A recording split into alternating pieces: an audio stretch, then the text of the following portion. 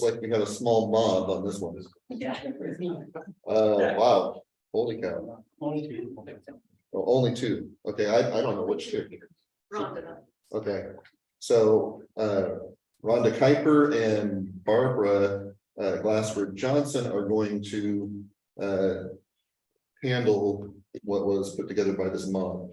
So they're going to be talking about what is possible with acquisition. Yeah.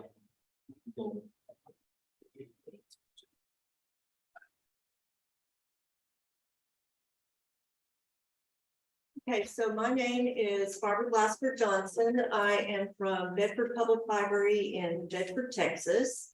I'm going to be presenting the first half of the presentation, and then we have Rhonda Kuiper. She is from Round Rock Public Library in Texas, and she'll do the second half. Rhonda went live with Koha in April of 2016. We went in October of 2016. We're about 200 miles apart, maybe, down I-35 in the middle of Texas. And one thing about me is that I may have trouble, and you may see me putting glasses on and off to see all this stuff. We're the only two that could make it to the conference, but Rhonda started the acquisition SIG 4 years ago. It was the first one, and it's been very successful. And so we have several members of the acquisition special interest group that help put all of this information together. So I want to make sure I recognize them. We have Daphne Hoolahan from Interleaf Technology in Ireland. Marci Chen from McKinney Public Library in Texas. Christie Balestrieri from Monterey Public Library in California. And Holly McDougall from Round Rock. She's a colleague of Rhonda's. So what is possible with acquisitions? Well, a lot. So before we jump in, we thought we would define some terms. We know some people probably came from an ILS. They were probably using acquisitions in that ILS, and they were all familiar with it. And so when they moved to Koha, acquisitions was probably a priority, that they had to have that feature and were going to use that feature. Other libraries maybe have never used acquisitions in any ILS they've been in. So we've got just a few things that hopefully will make sense to you. In Koha, there's something called a basket. And all this is a list of items that have been ordered or will be ordered. Basically, it's like a cart on Amazon. It's just something you put your items into that you plan to be ordering. And then we have grids. Grids are information about the items. Basically, could be location, shelving location. It could be the item type. So you can actually bring that information into Koha. And these are usually set up with your vendor. So you may be using Brodart or Ingram or Baker Taylor. You would work with your vendor to set these kinds of, to set this data and bring it automatically into Koha. And then there's different ways you can do acquisitions. We are a library that does not use EDI, which stands for Electronic Data Interchange. Rhonda's library does use EDI. So EDI is a standard electronic format that replaces the paper-based documents that you might use, such as purchase orders or invoices. It speeds things up a lot. So now let's jump in. So we're going to first go through what we've termed patron-driven acquisitions. This would be if you don't want to use all of acquisitions, you could still do these sort of patron interactive things with acquisitions and provide a lot of information and feedback from your patron to determine what is what you should be ordering for your collection. So I know a lot of libraries, maybe the only part they use in acquisitions is purchase suggestions. So Purchase suggestions can be, you can set that up and your patron can go into the OPAC, they can make a suggestion, hey, you should buy this item. You know, are you gonna get this new James Patterson? I want you to get this book from, you know, 1994. You know, you get all kinds of suggestions when you do allow patrons to make suggestions for the collection. But you often learn about things about your community, things you didn't know that would be popular for your area. So you can set that up in the OPAC, and then the patron will get notified. Go to the next screen. When you manage the suggestions, you can determine whether you're going to fill that suggestion. You're actually going to purchase that item for your collection. Or not. And then we talked about how basically it can fill gaps in your collection, you know, so that you are not missing out on popular things.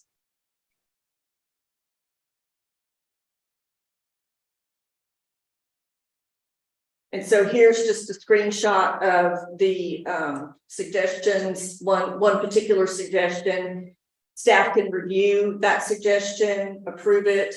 If you wanted to, you could actually create an order right here from within the purchase suggestions module without having to enter any details again. So by using acquisitions in Koha, you can save a lot of time. You don't have to keep data elsewhere. You don't have to have like a separate spreadsheet. You don't have to keep paper records. You don't have to rekey information, so you can end up saving a lot of time. And if you were going to order from within acquisitions, this just shows a pop-up of what comes up. There's multiple ways to order items within Koha, and just one of them happens to be from a suggestion, and that just shows what that looks like.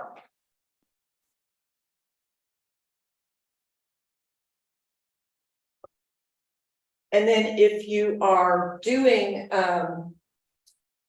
if you're using acquisitions and you're ordering items, one thing that is very valuable for the patrons is they can actually see that the library has the new James Patterson or the new Nora Roberts on order.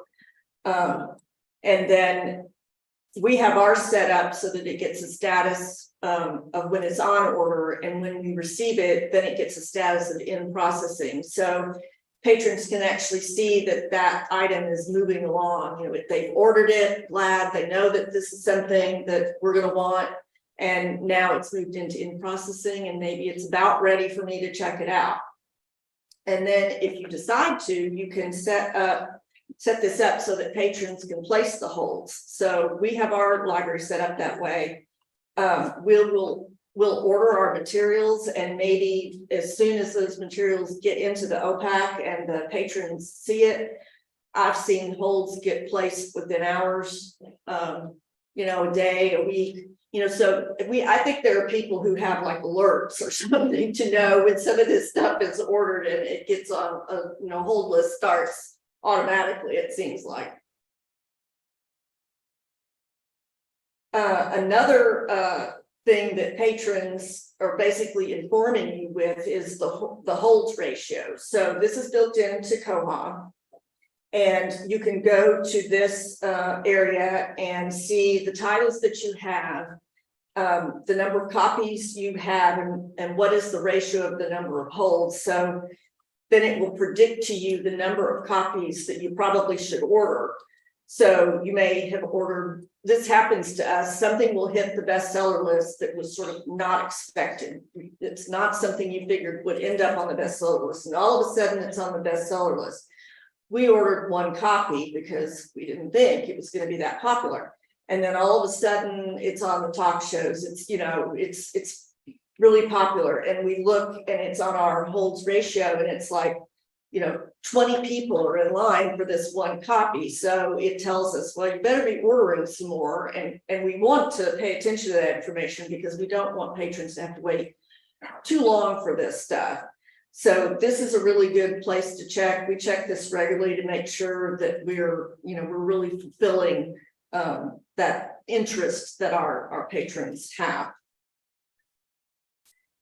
And then on vendors, even if you decided not to order through Koha, you still were going to do your ordering in a different way. You still could keep all of your vendor information in Koha. You could set up the vendor.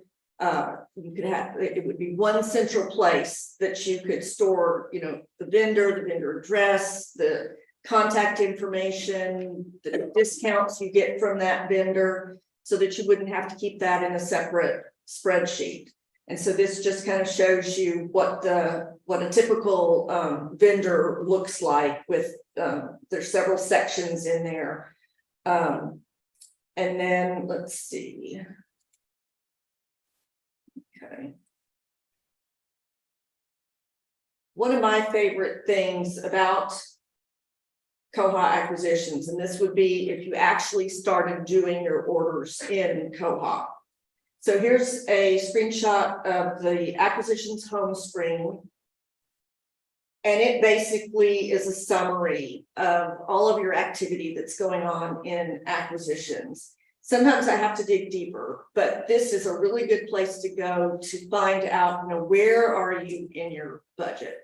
You don't want to go over budget, but you don't really want to go under budget either. You want to use the funds you've been given.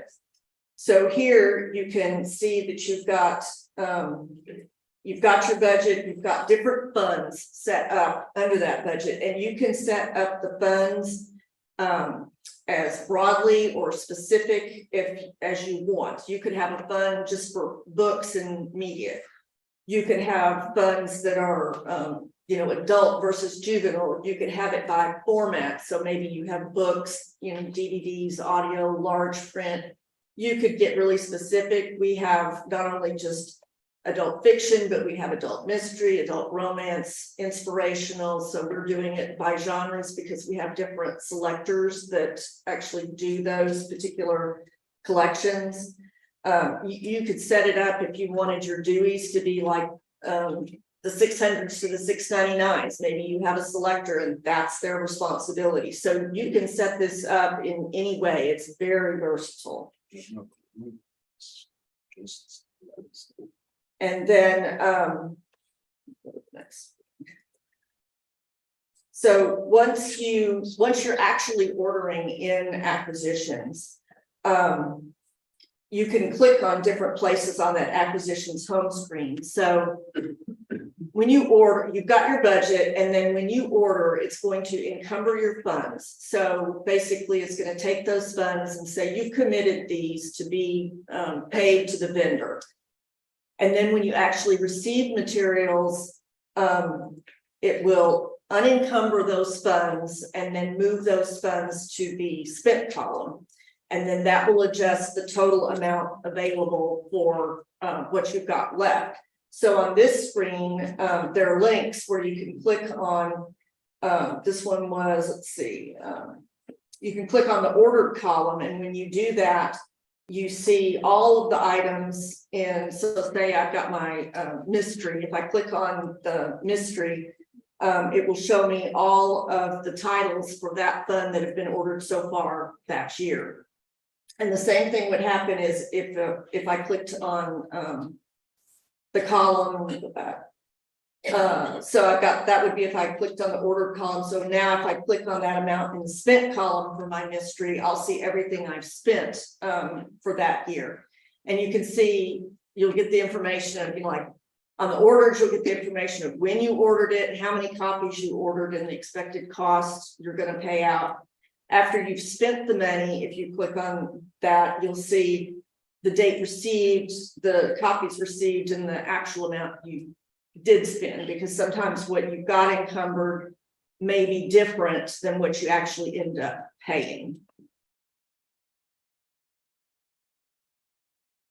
That was the specific items ordered and specific items received.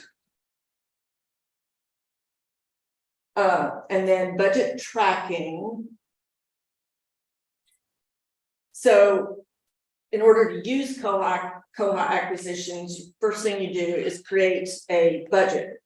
So you would set up a budget for the period. Generally, it's your fiscal year. You would put in your start and your end date, and then include the total amount that's going to be allocated for your budget. We tend to set, like, say we get $200,000 for our budget, just as a number. We usually set our total budget a little above that because sometimes we get extra funds from an outside source, maybe a donation or whatever. And that prevents us from having to go back and like hit our budget, and it says we can't order anymore because we've hit that. So we usually raise that up a little bit, but it's very easy to add a budget. And then once you've done the dates and you've added a description for your budget, and you can use any kind of naming convention you want here, then you click the checkbox to make that budget active. And then once you've got your budget, you start adding funds to the budget. So here's an example of an adult fiction fund and how much they're putting toward that particular fund. You can decide to set up warning amounts. Our library does not use that, but some libraries do. So in this example, they've got a warning at $25. Something real quick. Covering up some of your information here. Sorry. Get that up there. Here you go. Make sure you can function again. That's the date. There we go. Oh. Back up. There we go. Right. And then another thing on this particular page, and again, it's something that we don't use, but I think it was Monterey, when we were talking about things, Christie said, well, down at the bottom of this page, you can restrict access. That's something I don't think I hadn't ever really seen it before, but she is in a system. Well, I think it's really just Monterey and another library, but so it's little consortium, but they have different needs. And so she set this up. You can either set it to owner only, owner and users, or owner, user, and library. And what she was telling us is that this kind of serves as a gatekeeper to allow only the assigned users and respective library to be able to use this particular fund. And then she just emphasized that could be really good in a consortium type environment. And then obviously you can have multiple budgets. You usually only have one budget active at a time, but like in Texas, our fiscal year is about to end. It's September 30th. So we will set up maybe our next year's budget and not make it active, but we're running two budgets at the same time. You get titles that have certain pub date, and in the end they move that date forward. It doesn't get published. You ordered it, you thought it was going to come, but it's not going to come. So then you might want to move that into your future budget. And having the different budgets, you can compare over time, so you can see, well, how much did I spend in picture books this year compared to the next year. So it allows you to have year-over-year comparisons. And then you can modify your budgets. So when you close out a fiscal year, you can duplicate that budget, and you have the options to move unspent money forward to the next year. Neither Rhonda and I have that option with our governments. We can't do that, but if you're lucky enough to do that, that's great. If during the year you get additional funds, then you can just go and increase your budget. We've had instances where we've had budget cuts. So if we have to go and modify that and pull money out, we can do that too. And you can do that at any time of the year. If you get grant funds or something, you can account for that. Is it where you start ordering? I don't know. Was it ordering? Yeah, I think so. So I think I'm handing it over to Rhonda. Okay. Okay. Yes, ordering. Okay, so, ordering, like we mentioned before, you can either do EDI ordering or you can not do EDI ordering. So I'm going to talk a little bit about ordering in general, and then we've got some slides at the end that kind of show what EDI gets you in advance. So you have the New Year's budget and it's made active, and the former year's budget is inactive and it's locked so that no funds can inadvertently get spent from last year's budget, which no. So then you can okay, let's figure this out. So here we are. Okay. So like we mentioned before, there's a bunch of ways that you can add things to a basket.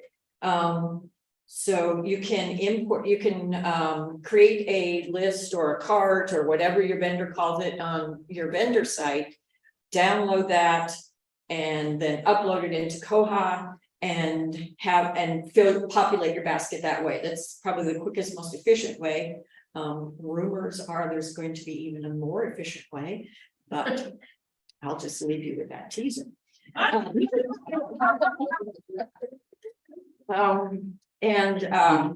Then, you know, you can, like we mentioned, you can order from a suggestion. You can create, you know, brand new things. We have an local author collection, which most of the things in that collection do not have MARC records that we can download from anywhere else, because it's somebody walking in off the street. I just published this book. Great. We'll put it in our catalog, put it over here in our local author collection, and you can tell all your friends to come check it out. And everybody's happy. Except our catalogers who have to catalog. And then let's see, what are some other ones? Oh, stage 5. Those are the things that you use to upload. And then you can also order from titles with high hold ratios. That's pretty slick too. So then the next thing you can do is look at your basket. So this is an example of a basket. This is an open basket as opposed to a closed basket. So when your basket is open, there are a number of things that you can do to modify and tweak things. So this modify button in the modify column will let you change the fund that you're taking it from. So these were adult nonfiction 23. But if I decide, oh, you know, publisher pushed this one out, let me change that to 24, just so that when I look at that home page, I have a better idea of what's really coming out of here. The other thing underneath there is transfer. So what that does is, let's say you order a book from Ingram, and then Ingram says, no, we're not going to get it. So you go look at Amazon, and they've got it. Amazon is not a yeah, anyway, okay, forget that. Amazon has it.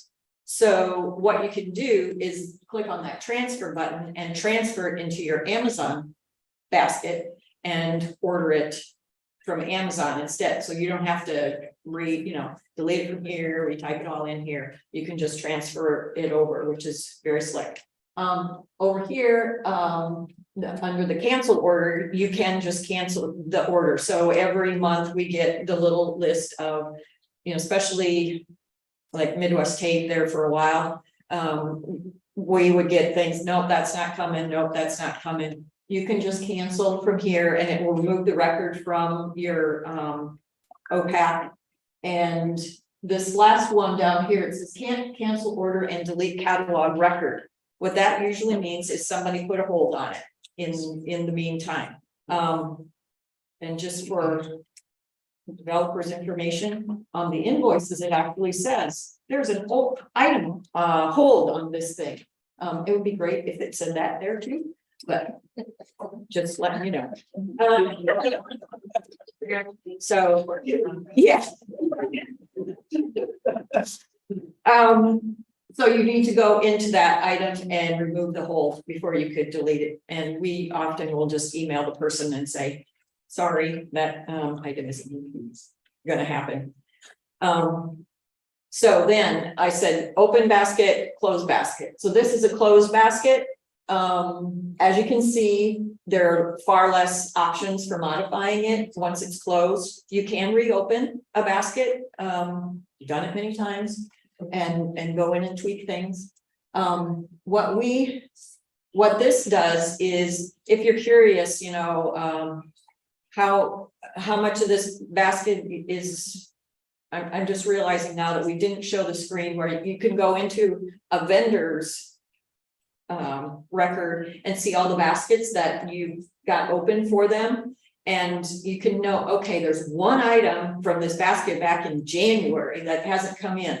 Let's go figure that one out. So you can come back in here and look at it. So what we did, I stole the CSS from Barbara, changed the received thing to bright red. So it's black standardly, just to make it easy to notice that. And then you can see it quickly. And then you can sort on that ordered thing so that all the unordered things end up at the top. So you can check and see, oh, okay, that one, let's go figure out what's going on with that one.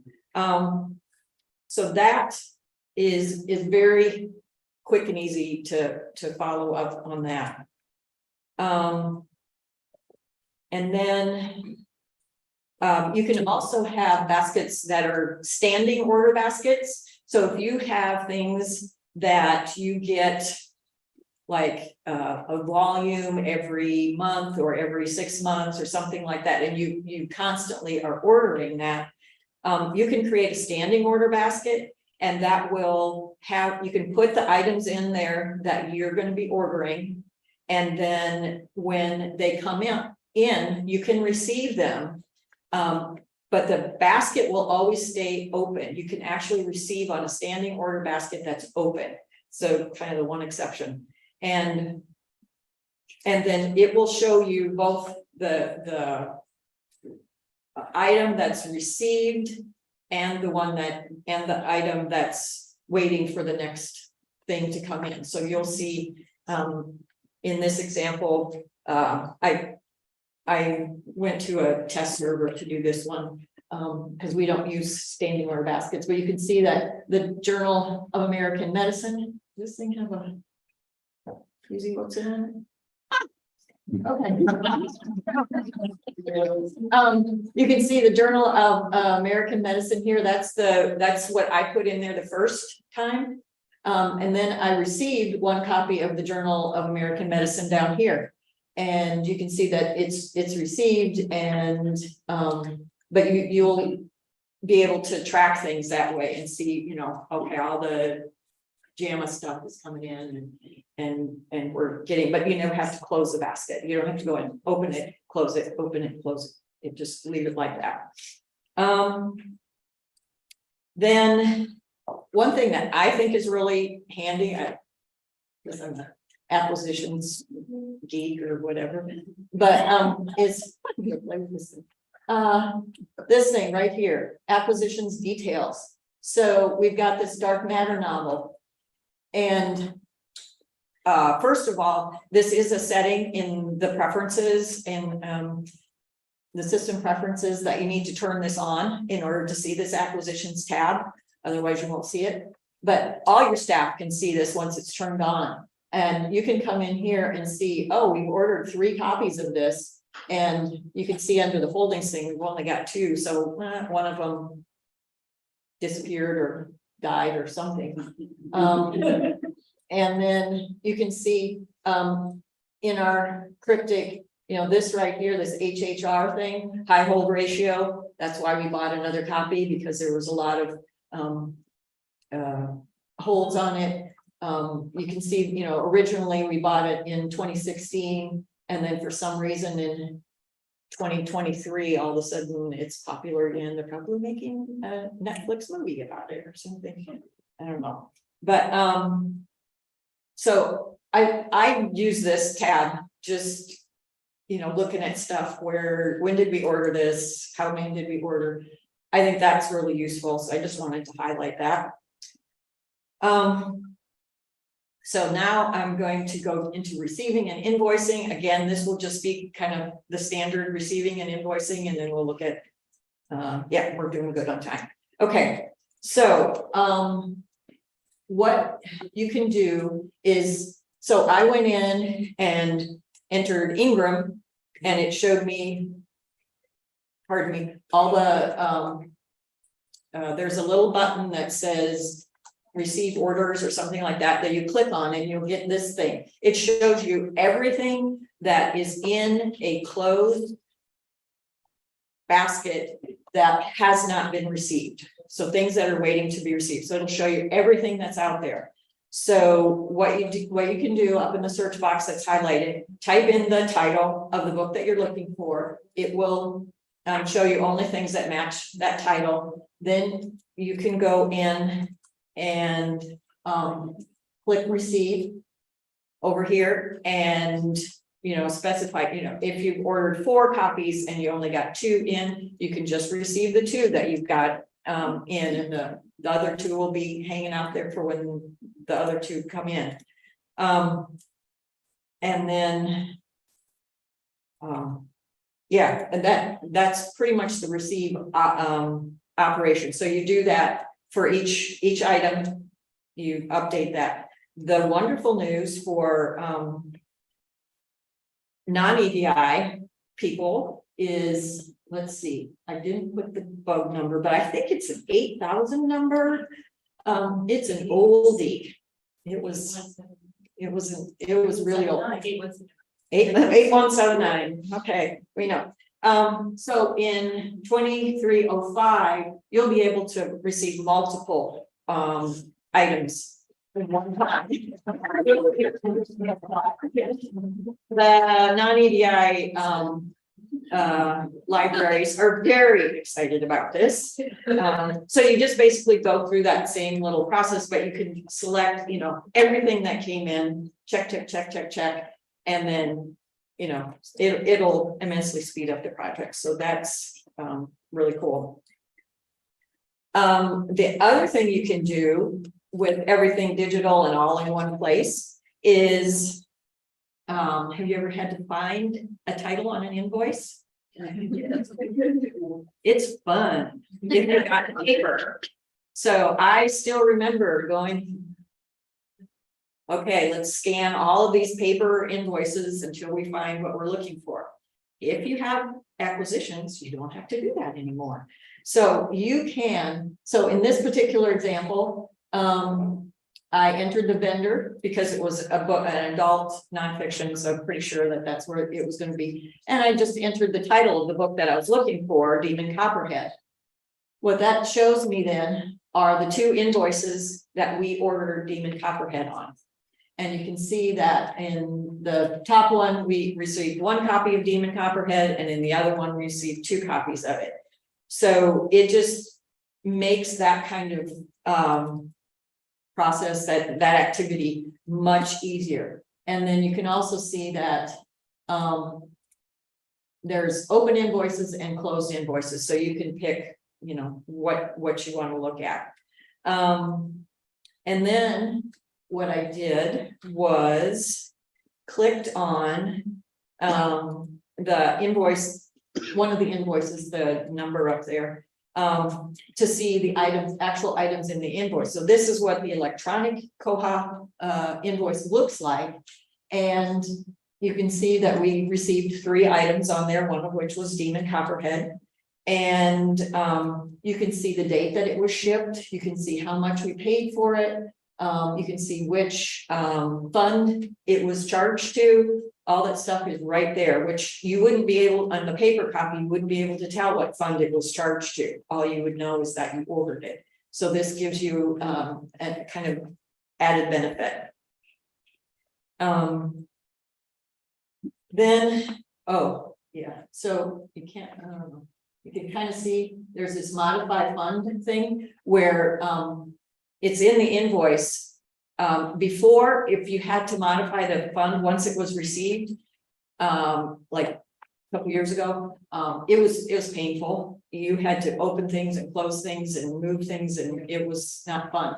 Now we've got this modify fund link, and it opens up this window, and you can just modify the fund right there. Makes it so much easier.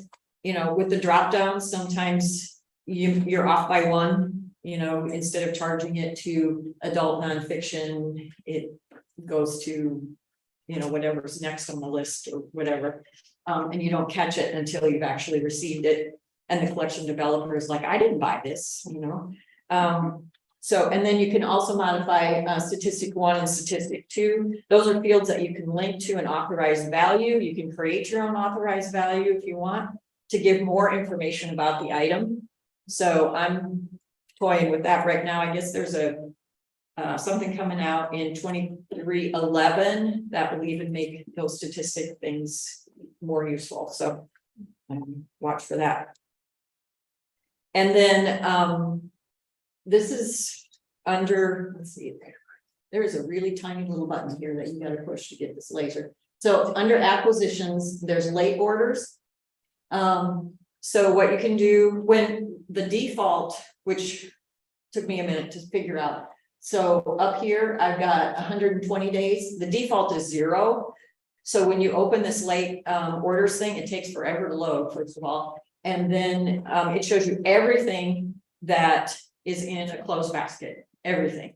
So I modified it to be, you know, what did you order 3 months ago that hasn't come in yet? That's what this is going to show you. So we've got some stuff that you know, we order way ahead, big authors and new stuff, especially adult fiction stuff. So if it said, we call these standing orders, which is different than what Koha calls standing orders. So you can see there's an SO there.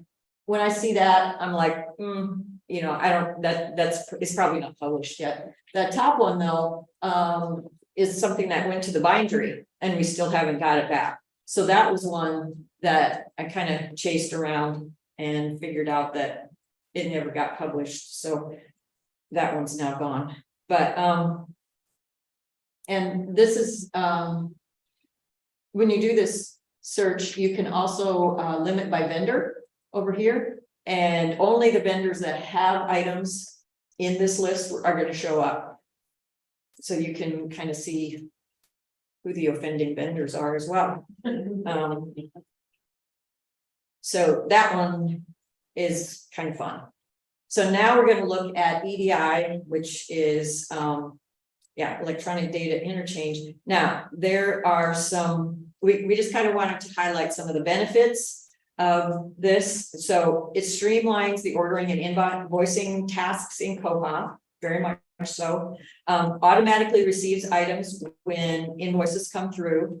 So the vendors have an FTP server that they send the electronic invoices to, and then Koha goes and checks that FTP server. And when it finds something there, it goes and receives everything. So it's all done behind the scenes.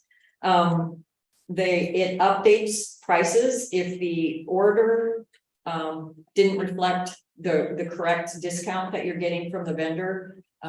In the vendor's record, you can set a default discount.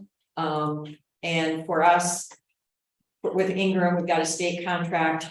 And so, you know, think most things will get a certain discount, but there are certain things like if it's from a university press, we don't get as big a discount.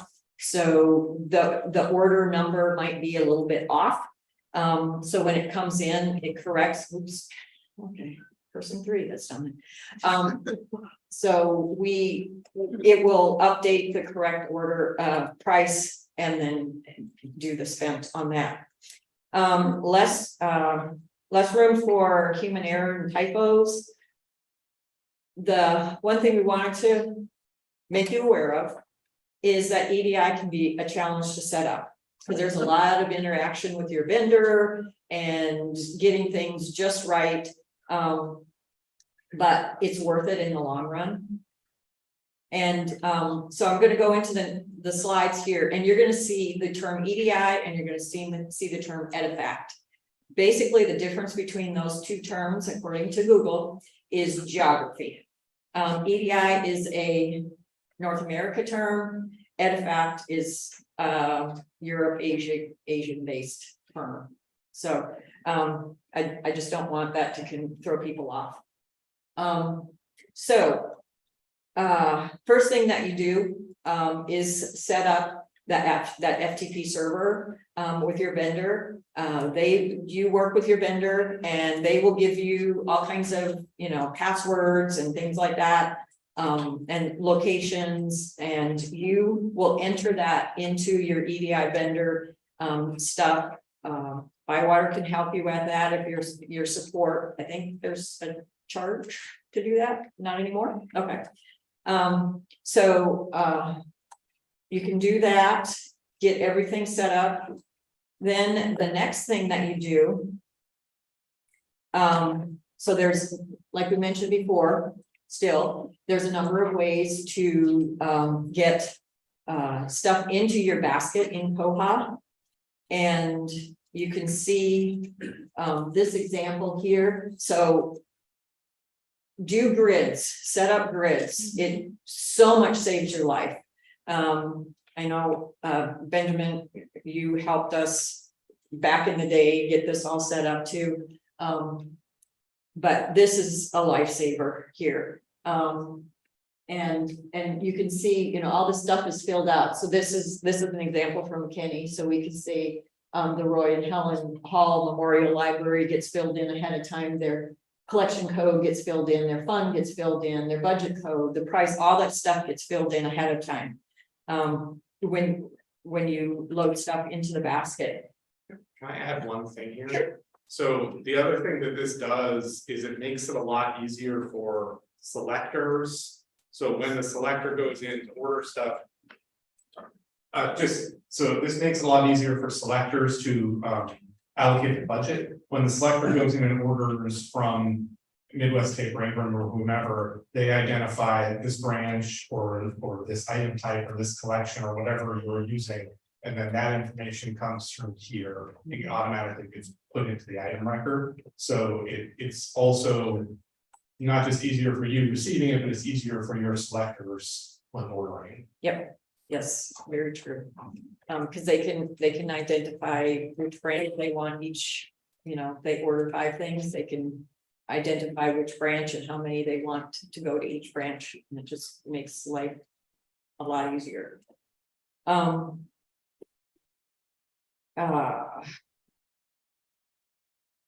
I think, yes, shameless plug. If you have questions about how this works, the acquisition SIG is happy to help you. There you go. So now that we've got all of our information in our basket, there is a little button up at the top that says create EDIFACT order. Another time where EDIFACT EDI gets, because then in the next screen it's called EDI. Okay. So you click on that little button up there, and then this little pop-up will show up, and then you select the account with your vendor that you want whatever's in that basket charged to. So, in this case, we're going to the Roy and Helen Hall Memorial Library for it's a Broad Art thing. You can make that say whatever you want it to say when you set things up. So then you click that send EDI order and you're done. You don't have to do anything else. And what that will do is create the items in your catalog. And am I getting ahead of myself? Yeah. No, I'm not. It will create the items in your catalog, like Barbara showed earlier. You can have them, allow holds for it. People can see what's coming up this way, and it's so great for your patrons to know, and it cuts down on purchase suggestions, because yes, we are going to get a new Patterson. You don't have to suggest that, and just because you didn't see it in the catalog. Anyway, so the order's gone off, then time passes, your order gets filled by your vendor, the vendor ships the order and will, like I mentioned before, transmit the EDI invoice to the FTP server. Koha goes in, grabs it, creates the Koha invoice, and then marks those things received that were on that invoice.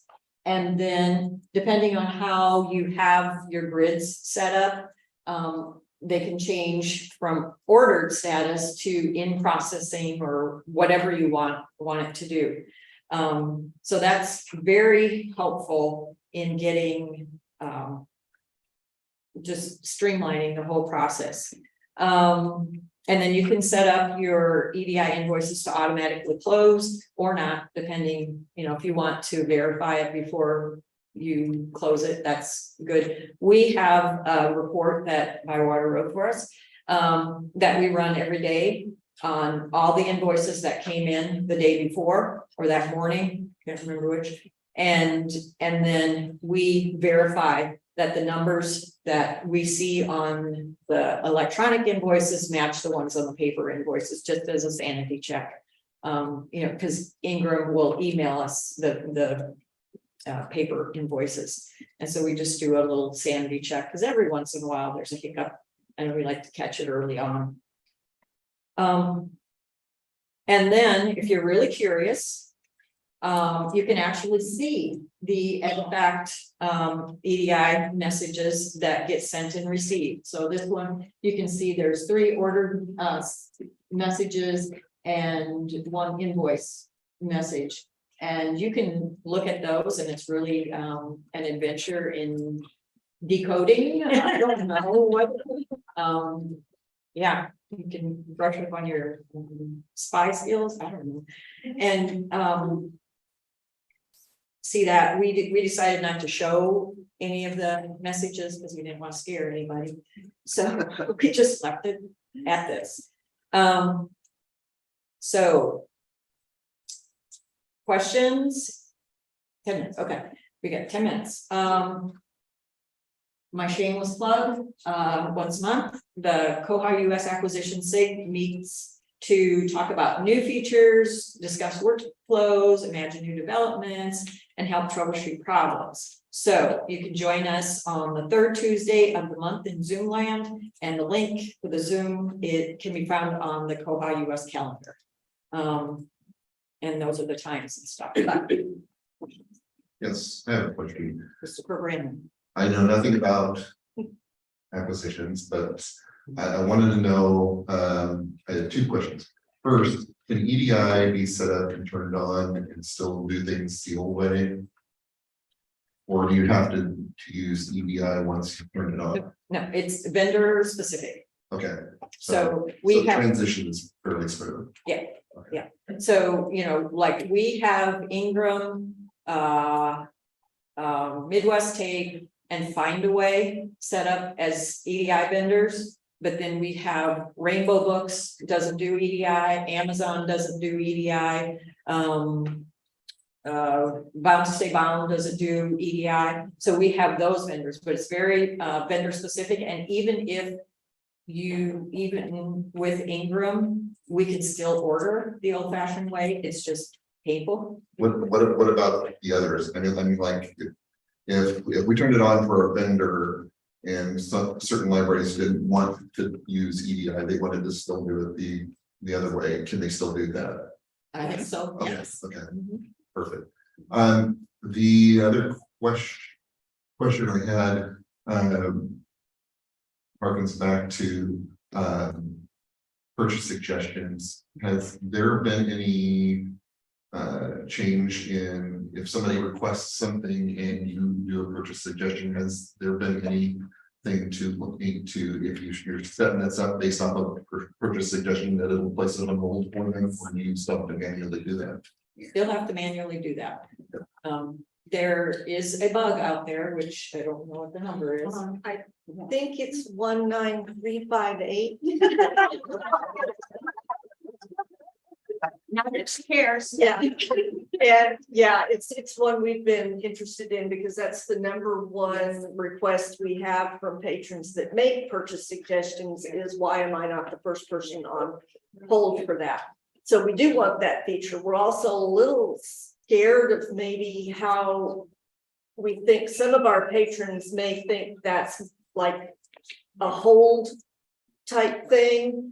And I don't know, we're looking forward to having that. And is that the two parts? No, this is one, it's not, I don't think it's very far in the process. 27595. 27595, okay.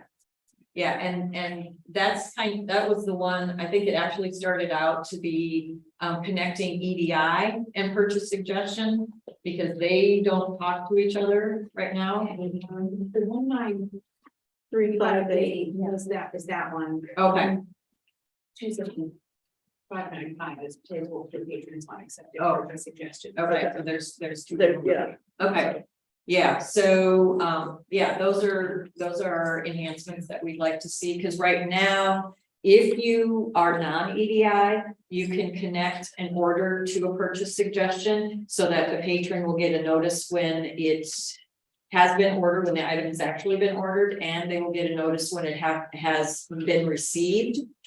But you can't do that if you're an EDI vendor. If you have an EDI vendor, you can't connect those right now. So that was something that I think three libraries kind of got together, and we put that out there for Bywater. It's on their queue.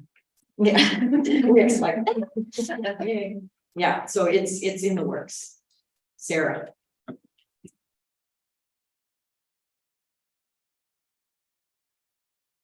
This is Sarah from Portsmouth. I'm gonna throw my staff under the bus. We use acquisitions, not EDI, but we do use acquisitions, and if you'd like a butter demo. Yeah, I'll introduce you to Heather, especially for New Hampshire neighbors who are considering, yeah, talk to me. Obviously anybody else too, but we can always give you a quick demo if you like, and it just let me know if you like it. Like, oh, and there's this acquisition day meeting on Friday at 3.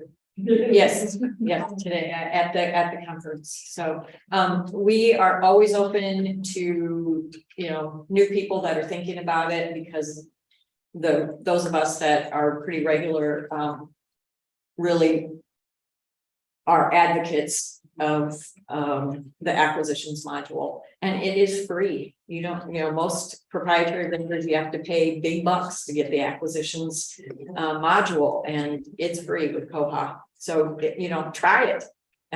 Start out non-EDI and just try it and see how it works. And if you've never used acquisitions before, and I think acquisitions can be kind of scary for some if you've never used this kind of thing before.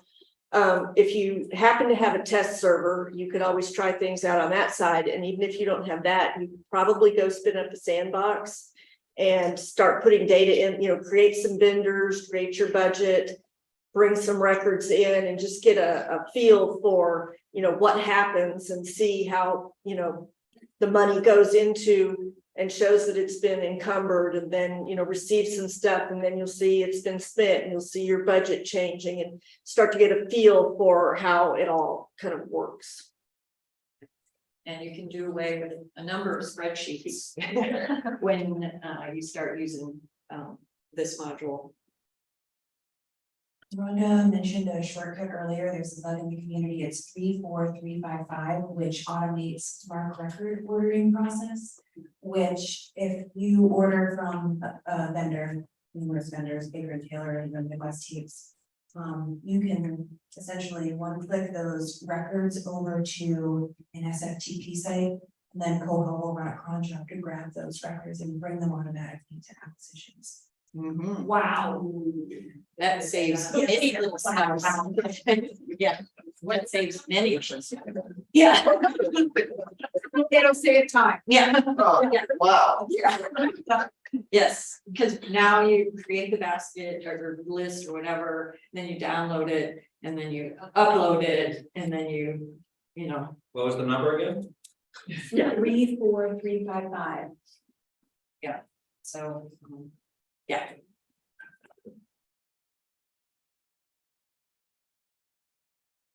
We will sometimes receive invoices from vendors before the items have arrived. Yeah.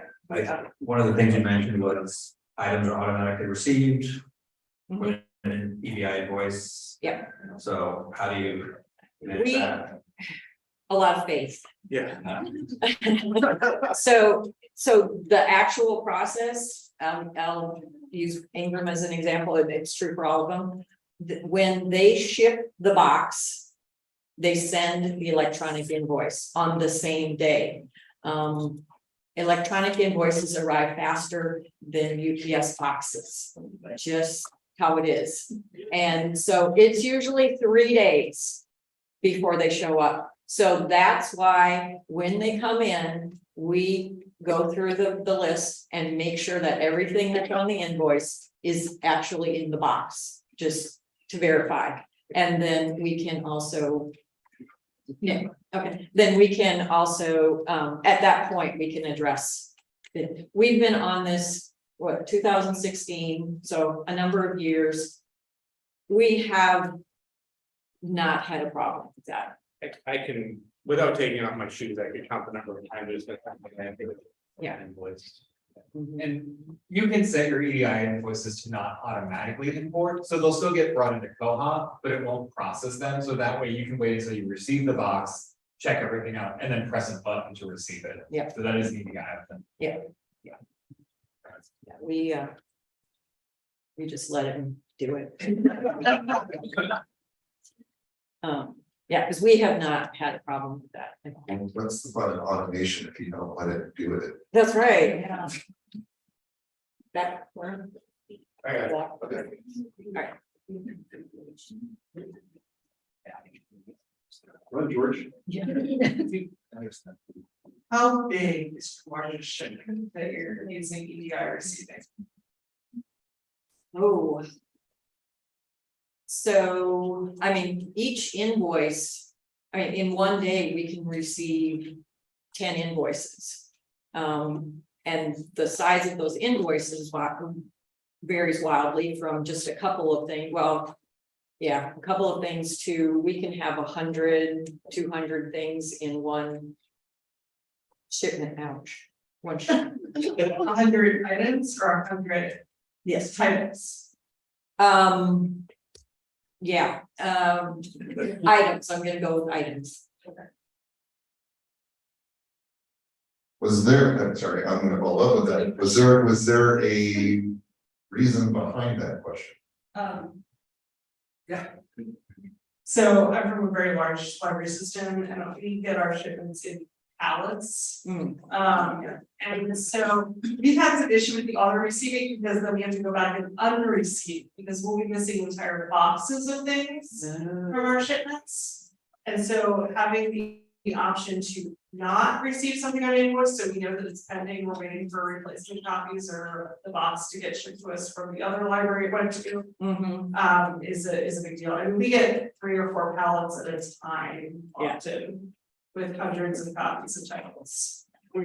We don't, we're one location, no branches, just, so yeah, we don't get that many, but I can see. We've had boxes go astray, that's something that will happen sometimes.